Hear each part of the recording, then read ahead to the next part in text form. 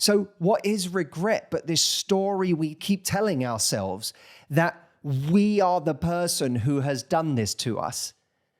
When in fact, you may as well say that a stranger in the street did this to us, because since then, so many iterations of us have come along. Steve, we're talking about dwelling on our mistakes. I would say to anyone out there, can you call something to mind right now that you have as a regret? It's very easy for regret to make us beat ourselves up and create a genuine sense of self-loathing to the point where it's truly difficult to connect with ourselves in a positive way. And regret can also make us very resentful and angry towards the world.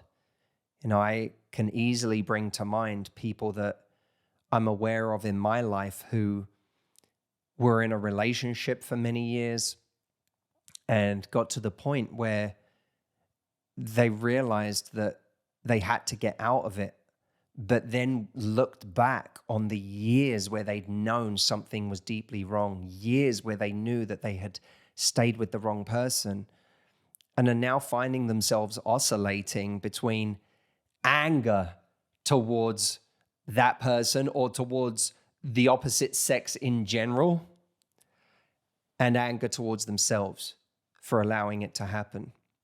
So these things can cause a tremendous amount of pain for us in the present. They can cause an immense amount of trauma, and they really can stop us from enjoying our lives in the present day.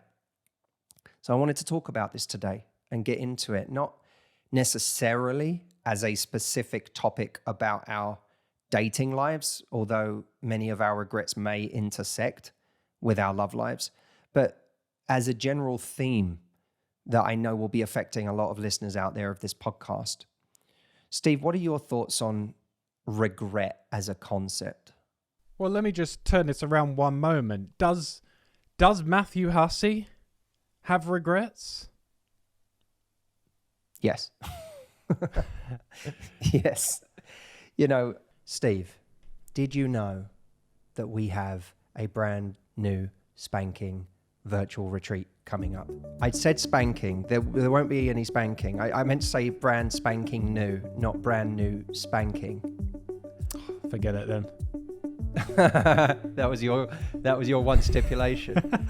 Well, there won't be spanking, but there will be a lot of really wonderful things on this retreat. It's a virtual retreat, for those of you that don't know, and you could do it from anywhere in the world. It's 3 days of immersive coaching, and we have over 1,000 people who join from all over the world to really discover how wonderful their life can be if they have the right tools. And for this month only, that is the month of November, so it's almost over, there is an early bird offer for the virtual retreat, which means this is the cheapest tickets are going to be between now and the event. So if you know you want to come to this, do not delay. They're only going to get more expensive. This is the best deal that you're going to get, and it's only available between now and the end of the month. This month, November.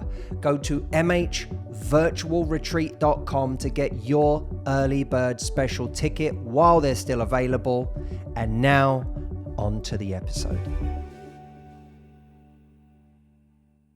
The quick answer is yes, and I have in my life, if I added up the amount of time that I have spent beating myself up for certain things that I have done, and in my case, they fall into both categories.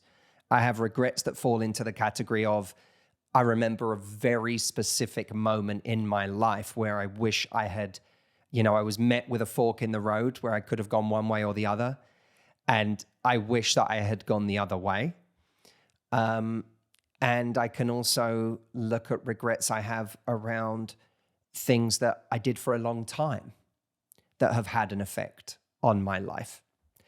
There is a paradox to my regrets and I suppose to regrets in general.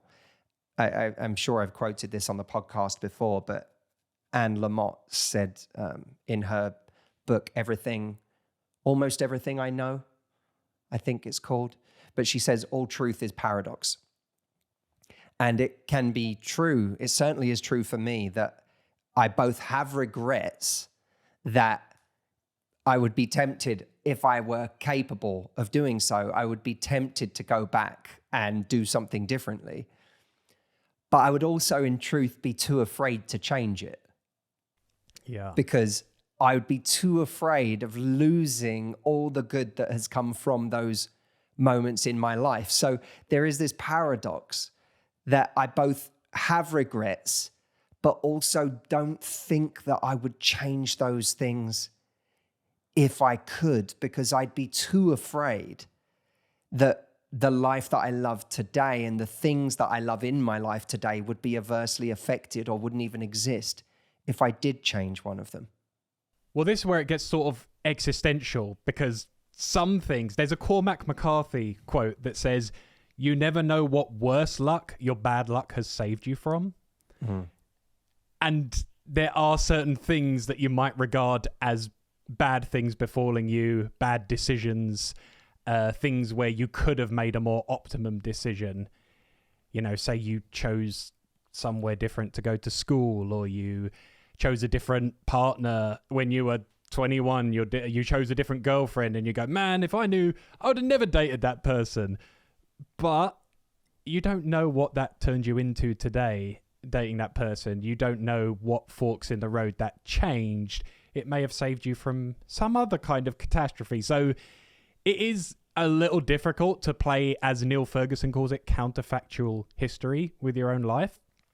There might be obvious ones, right? Maybe some people regret they didn't quit smoking earlier. It's hard to say there's going to be an upside to having been smoking for an extra 20 years. So there might be obvious ones where you go, I should have done that sooner. Or people go, why didn't I start working out when I was 20? This is great. I love doing this. I should have enjoyed it then, or I would have enjoyed it. In the smoking example, and in any example like that, it's always so easy to say, oh God, I would have, if I knew then what I know now, I wouldn't have smoked, or I wouldn't have dated that person. I wouldn't have married that person. I would have changed. And you go, yeah, but you weren't ready. That wasn't who you were then. You weren't ready. Mm. If you were ready to hear what you're hearing now and acting on now, you would have done something different. But you can't play that game because you weren't that person. So you would be reinventing the universe. If you really do that thought experiment of trying to go back to another time in your life, you don't even truly know that person anymore. Yeah. You only know your memory of that person, because over time you've changed, you've evolved. And like you say, sometimes it'll hit you if you go back and see an email you wrote when you were 18, and you'll be like, what cringy idiot wrote this? Yeah, you think, who was that? You won't even recognize it, and you'll be like, what is this cringy crap I'm writing? Try reading an old journal. If you have ever kept a journal, try reading an old journal. And some of those things you laugh because you're like, that's so funny. I thought that, I did that. We shift, our memories shift, our memories of our memories shift, our personality shifts. For all intensive purposes, we are no longer the same person that we were. And so when we regret something, all we're really doing is holding on to a story, a memory of something we wished we'd done differently, but who was done by a person we no longer are. So what is regret but this story we keep telling ourselves that we are the person who has done this to us, when in fact, you may as well say that a stranger in the street did this to us, because since then, so many iterations of us have come along. And that's why when I say regret not only kills our happiness, but blinds us to our potential, I sincerely mean that we have no concept of just how much we're capable of today. We have no concept of what is possible for us, of what we can do. I went to Poland with Wim Hof and a group of 10 people for an ice retreat where I was jumping off of cliffs into frozen lakes, doing 10-minute ice baths, climbing up a mountain in nothing but my shorts in the snow for hours on end. I would have thought that I would get hypothermia and die previously in my life if I attempted that, and I did that. And that was something that I never imagined I could possibly do. I was someone that, you know me, Steve. We would go skiing when we were teenagers, and my hands would freeze, and that was underneath 2 sets of gloves. You were a right little shivering ninny in your big old onesie, scared of the cold, couldn't hack it on the chairlift. And I'm saying that in the nicest way possible. No, I appreciate you handling that delicately. I was. Well, Mum used to have, is it Raynaud's, where you have bad circulation? And I seem to have inherited that from her. My fingers would go yellow in the cold. And then now you make me sound like a jerk because you have an actual condition. So don't do that. And that is chess. But it was something that I never would have thought I could do. And then I went and did this thing, and it's completely, here's the thing, the literal thing is, it changed my relationship with the cold and what I thought I could do in the cold. But it did so much more than that. What it did is it made me realize, what else in my life am I capable of that I've been telling myself I can't do? And I would say to everyone out there listening right now, if you're listening to this in your car, on the train, wherever you listen to this, in your house, think right now, have you ever had a moment where you did something that previously you thought you couldn't do or you thought you wouldn't enjoy, and it made you realize, oh my God, there must be just the logic of this means that there must be so many other things in my life that I can do. The world just got so much bigger because there's all these things I told myself I couldn't do, and that was a lie. And it was based on this idea that I had of myself, which is all wrapped up in our regrets and our self-loathing and what I've done in the past. This idea of what I'm capable of, this idea of what my limitations are, that is only based on looking in the rearview mirror. It's not based on the future. This isn't I really want people to understand this. This isn't some motivational kind of rant I'm going on. I'm saying that the sheer logic checks out, that what we know ourselves to be capable of today is only based on what we've done before. It is not based on what's possible in the future, on what we haven't done yet. And if we want to do more, then it starts by saying, it's almost like here's a formula that we can all use. Okay, I have regrets. Wonderful. As David Whyte, the British poet, says, if you don't have any regrets, where have you been? When someone says, no regrets, regret nothing. Where have you been? Yeah. In Little Miss Sunshine, Steve Carell says, Proust said about suffering, it's like, that's where he learned everything. Right. All that suffering, that's where he learned all the richness, all the stuff of life was in that. And David Whyte mentions, you could, if you bullied someone at school and you regret it, that regret changes the way you treat people for the rest of your life. Without the regret, where's the impetus for change? Where does the fuel come from? When you regret something, it gives you an opportunity to change. So if we take our regrets from the past and we say, okay, the first part of my formula is to use this regret as fuel. What is it I want to do now? What is it I want to do differently? And if you're telling yourself, but I don't have much time left, or I've already wasted so much time, there's not that much left on the clock. Well, guess what? You're still here, which means you can still suffer from making the wrong decisions. So if all you want is to avoid suffering, it still makes sense to do things differently.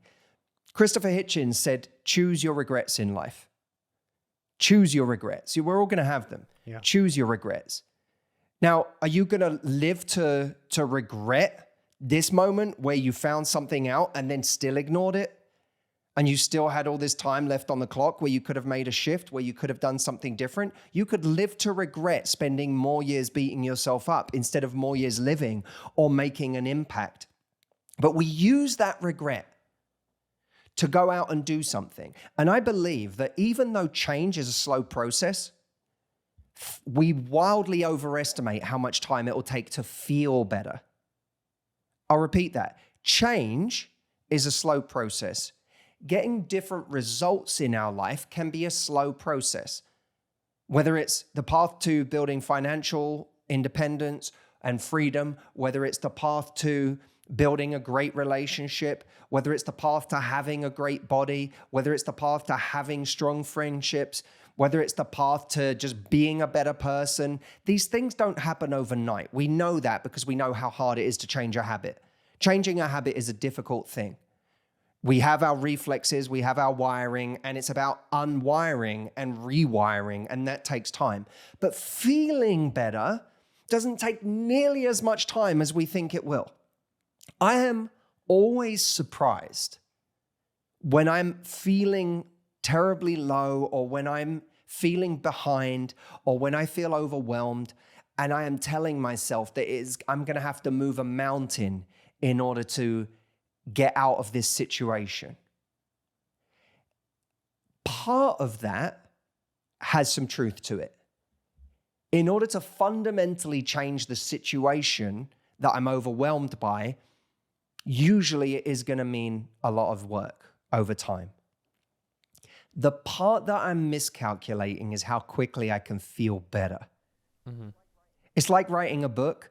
If I feel overwhelmed by the prospect of writing a book, the feeling that writing a book is going to require a ton of hours is appropriate. It will. What I'm underestimating is how good I'll feel just by writing for 1 hour. Absolutely. 100% agree. Because you write for 1 hour and you get this immediate feeling of empowerment and satisfaction in your day. And even a kind of, it, Steve, that writing euphoria you get after you've done a writing session, just the mere act of having written gives you a kind of euphoria that is detached from whether you may have only got 0.5% closer to finishing the thing, but the euphoria is actually attached to more so to just having been the person you wanted to be in that hour than it's attached to the progress you made. Oh, for sure. And I think people get way too bogged down in I made these mistakes earlier. Way too bogged down and overestimate the cost of that. And they underestimate everything they can do now and the possibility now, the next month ahead, the next year ahead, 10 years ahead. There's so much you can do to change how you feel that there's so little value in being bogged down in that mistake. And decoupling the results that you'll get in your life from changing something now from the feeling you can have now by doing something different. Yeah. The results may be slow, but the feeling doesn't have to be. The reward of doing something different and the pride that creates, the feeling of I'm finally living, or I'm finally being the courageous person I wanted to be, or I'm finally having difficult conversations that I've been putting off forever, and the pride that gives us. And it's not, I'm finally proud of the person I hated before. No, it's you're not the person you were before. Stop associating with that person. You're a new person. Yeah. And you get to be proud of this brand new person today. You get to be that. It doesn't mean that new person today is going to have wildly different circumstances from the person who woke up yesterday, because the circumstances take time to change in most situations. But you can have a completely different feeling about the person who woke up today just by doing something different. And when you get a different feeling, that starts to breed confidence. Because when you feel like, man, I just went for a run this morning and, my weight didn't change, but I'm really proud of myself. I went for that run. I did a hard thing. That gives us confidence. You start thinking, what else could I do today? I get the same feeling when I tidy the house. It's a small thing, but I tidy a room in the house and I suddenly go, what else could I do right now?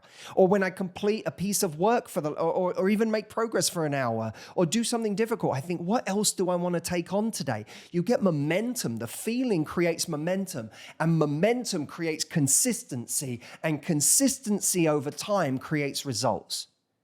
And so that is the formula. Let your regret have you make a different decision right now. I want something to be different. I want to have a different feeling about the person I am today. Well, what does that mean I have to do today? Go do that thing. Even if you don't get results, get the feeling. When you get the feeling, you start to get that confidence. And when you get that confidence, you get momentum. Momentum is consistency. Consistency is results. You're alive today. So don't let your regret blind you to how happy you can be right now by being the person you want to be. And that also starts by changing the meaning for ourselves of the word regret. When I say I regret things, and people may have heard me say that earlier in this episode and thought, man, that's really sad that Matt wishes he could go back and do things differently. I want to make it very clear to people. When I say I regret something, that's not imbued with all of this emotion and the poison that we associate with regret when we just keep drinking this poison of self-hatred. It's not that. It's really me saying, I wouldn't do that today. I wouldn't do that today, but I don't hate me today for something that a past me did. I wake up today and get to be who I want to be.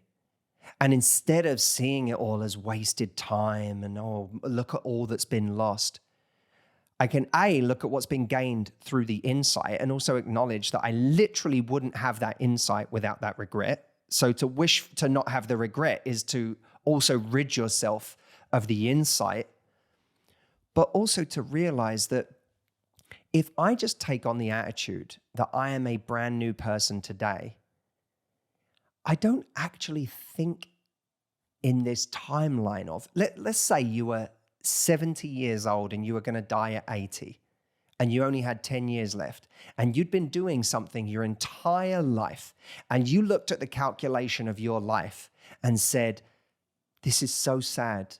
I've missed out on 50 years of a certain thing because of what I've done, and I only have 10 years left. I want to offer a different perspective. What if the life of that 70-year-old began today? What if instead of thinking about yourself as someone who's been alive for 70 years that's going to be alive for 80, what if instead you said, I'm a person who was born today who has 10 years to live? You'd have a completely different, but you inherited all of the insights of someone who's been alive for 70 years. So I am being born today and I have 10 years to live as hard as I want, as much as I want, as richly as I want, as enjoyably as I want. I have 10 years to live. Not I've got 10 years to live, but I have 10 years to live as much as I want. This is a gift. I woke up today and I have 10 years to live, but I also inherit the insights of this other dude who's been around for 70 years. What do I want to do with these 10 years? Now you don't think of it as I've got 10 years left. You think of it as I have 10 years starting from scratch now to go hard and live the way that I want to live. That to me is exciting. Yeah. And that's the game we all get to play with ourselves starting today. Love the person who got you the insight and make the person proud who started today. Yeah. You might be an alien who drops in this body and you'd be like, this person's in some toxic, crappy relationship they've wasted 10 years. Yeah. I'm gonna go and have a conversation now and end that shit. Yeah. And let's do something else. That's exactly it. And it's like, we have all this to play with now. Look, I can go and call that person, make that connection, have that adventure. It's like my slate to paint on instead of like carrying everything from the past with you all the time. And I remember Charlie Munger, who I see as sort of a bit of a spiritual mentor, great investor, sort of wise man, 97. And he just talked about in this one meeting about the cost of bitterness and the cost of carrying, carrying any sense of bitterness of past decisions, past things someone did. He said it's so fundamental to not carry bitterness with you. And it was sort of one cornerstone thing he said to drum into anyone is don't carry bitterness from the past and past decisions, past problems with you now if you want to be fruitful, enjoy your life, do things now. That's beautiful. Really important to let go of that. Guys, I hope you enjoyed that video. I hope that you are seeing with these videos we're making that there's a bigger conversation happening here, that it's not just about dating advice, that I love being involved in the deeper issues that affect our lives. I really believe that the only way to truly have a great love life is to love life. And the only way to love life is to begin by loving ourselves. I have coming up in March 2022, my next virtual retreat, where for 3 days of coaching immersion, I work with people to fall in love with their life and fall back in love with themselves, or maybe fall in love with themselves for the first time. It is a mind-blowing, life-changing experience. And for the month of November, we have an early bird offer that means it's a deep discount. If you're coming to the virtual retreat in March, this is the best price you'll get between now and the event. All you need to do to get access to that early bird offer while it's available in November is go to mhvirtualretreat.com. And that is not available for long now. So while it's on your mind, if you know you're going to come, go to that link now and grab your spot, mhvirtualretreat.com.